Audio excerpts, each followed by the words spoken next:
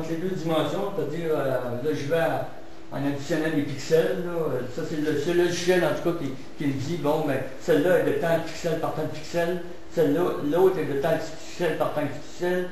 Alors, à ce moment-là, je fais une moyenne des deux, puis je change tout simplement les deux dimensions. Ce qui est bien important aussi, c'est de recadrer mes photos. Alors, c'est ça en gros le principe de la réalisation de photos 3D,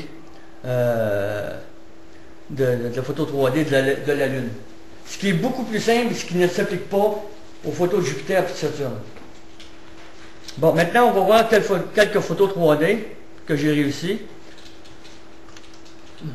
On a en premier une photo 3D de la Lune avec la pleine Lune du 25 décembre 2004 puis du 25 janvier 2005. Là, il y a un petit trucage pour vous permettre de voir, pour faire ressortir la sphéricité et de la rondeur. J'ai mis un ciel étoilé derrière, là, ce qui est un petit peu surréaliste en période de pleine Lune. Peut-être de ce côté-là, vous seriez mieux de vous rapprocher d'une chaise, peut-être pour mieux la voir. Ouais. Pour mieux voir les photos, là.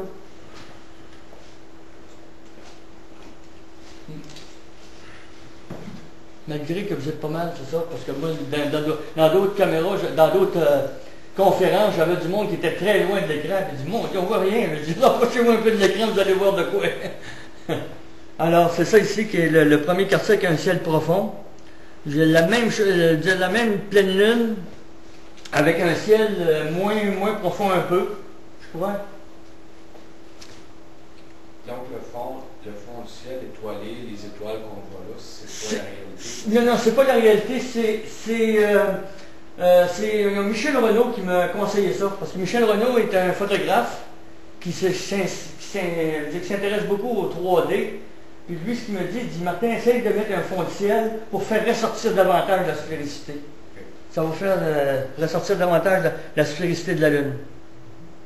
Bon, maintenant, étant donné qu'on a vu maintenant le côté sphère, c'est vrai, j'oubliais, on peut, le premier quartier, les premiers quartiers que j'ai réalisés, premier quartier du 25 juin puis le 25 juillet 2004.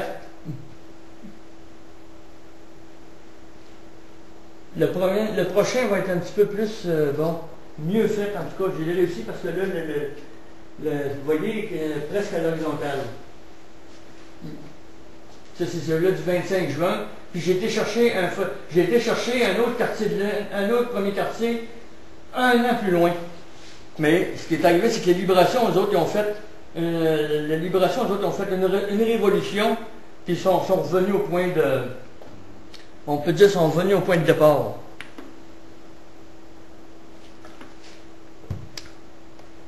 Alors, il y a celle-là ici.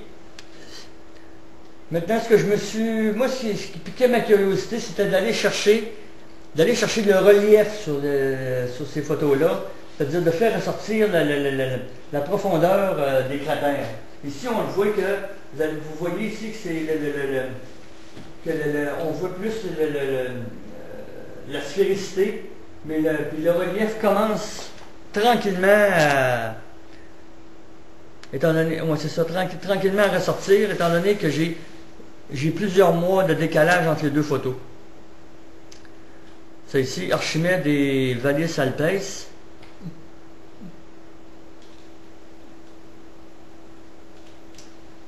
Et puis celle-là ici, qu'on voit nettement, on peut plus facilement voir le relief. Mais ça, c'est pris avec la Nikon Coolpix. Mais ma prochaine étape pour faire ressortir davantage ça, ma prochaine étape, c'est de photographier la Lune, mais rapprocher beaucoup avec une webcam. Avec une webcam, on peut prendre des photographies nettement plus grossies. Vous voyez un autre ici, cratère Copernic.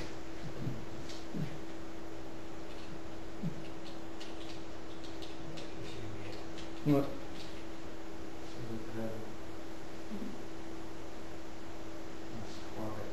Ouais.